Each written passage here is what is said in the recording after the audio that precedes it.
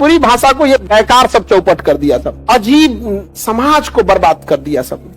Maharashtra side में हम गए थे तो वहाँ का एक आदमी हमसे बोल रहे थे, आप लोग क्या कल्चर में भाभी का रेस्पेक्ट नहीं होता है क्या? हमको समझ गए कि इसने गाना सुन लिया है भोजपुरी। वक्त इस बात से नहीं है कि वो गा रहा है, दिक्कत इस बात से है कि समाज उसे अपने सर पे बैठा रहा है सुपरस्टार कह के। उसके बाद किसी एक्ट्रेस को, किसी मॉडल को अगर यदि तरक्की करना है, आगे बढ़ना है, तो उसे डायरेक्टर के साथ, एक्टर के साथ बेड शेयर करना पड़ता है।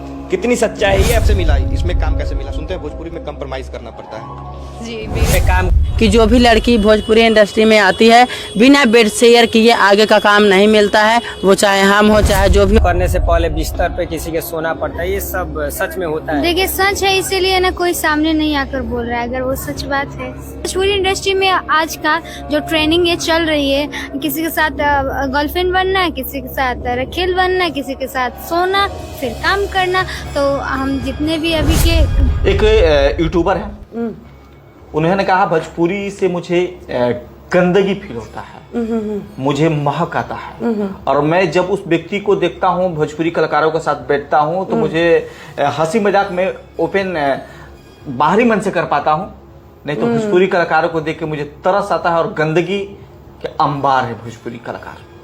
कितना इसको मानती है आप?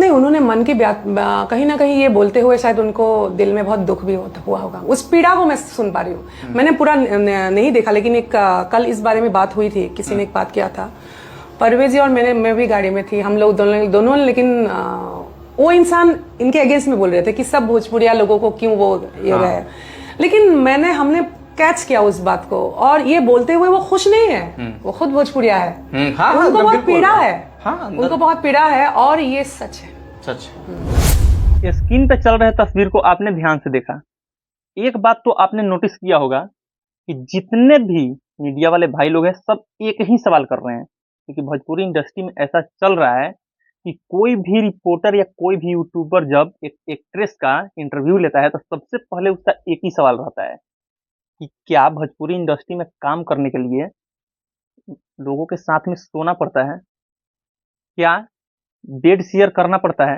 एक ही सवाल रहता है। आपने जितने भी क्लिप देखे होंगे सब में बस एक ही सवाल था कि क्या भोजपुरी इंडस्ट्री में काम करने के लिए, भोजपुरी इंडस्ट्री में आगे बढ़ने के लिए, अपना नाम कमाने के लिए क्या बेड शेयर करना पड़ता है?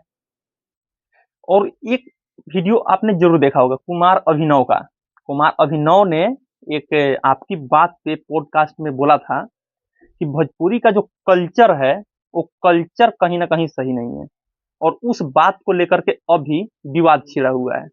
हम आपसे एक ही बात कहना चाहेंगे कि अगर ऐसा नहीं होता तो क्या कोई भी रिपोर्टर या कोई भी यूट्यूबर जब एक एक्ट्रेस का इंटरव्यू लेता है तो एक ही सवाल क्यों करता है बार बार कि क्या बेड शेयर करना पड़ता है? कुमार अभिनव ने उस भोजपुरी इंडस्ट्री को नहीं कहा है, पूरे भोजपुरी इंडस्ट्री को नहीं कहा है, उसने भोजपुरी इंडस्ट्री को, उस कल्चर को बोला है, जो कल्चर अभी मतलब कि हम क्या कुछ आपको बताइए, इतना नीचे गिर गया है भोजपुरी इंडस्ट्री का कल्चर कि आप सोच भी नहीं सकते हैं। क्या एक एक्ट्रेस को काम करने के लिए, आगे बढ़ने के लिए बेड शेयर करना पड़ता है? पूरे क्लिप का जवाब हम आप लोग को इस वीडियो में देने वाले हैं, तो आप लोग वीडियो को लास्ट तक जरूर देखिएगा। एंड उससे पहले मैं बता दूं कि मेरा नाम है राजश्याम गुप्ता और आप ये वीडियो युवा न्यूज पे देख रहे होंगे। दोस्तों आप लोग को बता दें कि जितने भी सारे क्लिप हैं, ऐसे ऐसे हजारों नहीं लाखों क्लिप हैं, जो मैं सब क्लिप आपको दिखा नहीं सकता है। बहुत सारे क्लिप में तो ऐसे ऐसे सवाल किए गए हैं कि हम आपको साझा नहीं कर सकते, वो वीडियो में हम बता भी नहीं सकते हैं। आप उम्मीद है कि समझ गए होंगे, क्योंकि भोजपुरी इंडस्ट्री में आपको पता होगा कि अगर एक गाना आता है कि तू खेतों में आई नहीं, काटी रात मैंने खेतों में तू आई नहीं, और पीछे से हजारों गाना आने लगता है कि चोलिए में अटकल परान बा ढोड़िए में, माने भोजपुरी इंडस्ट्री जो है वो अभी भी आप लोग बता दें कि चोली ढोड़ी साया ब्लाउज छोड़ करके दूसरे कहीं पे नहीं गया है। पवन सिंह हमेशा कहते हैं कि भोजपुरी में हमने एक लकीर खींचा और उस लकीर पे रेंगना पड़ेगा। वाकई में रेंगना पड़ेगा, क्यों नहीं रेंगना पड़ेगा? अब आप ये मत कहिएगा कि हम पवन सिंह का बड़ाई कर रहे हैं और बाकी किसी का नहीं, क्योंकि वो सही बोला है। पवन सिंह हमेशा सोचता है कि भोजपुरी इंडस्ट्री को आगे कैसे लेकर जाया जाए, क्योंकि भोजपुरी इंडस्ट्री का अगर ऐसा चलता रहा, नामो निशान मिट जाएगा, हम आप लोग को बता दें।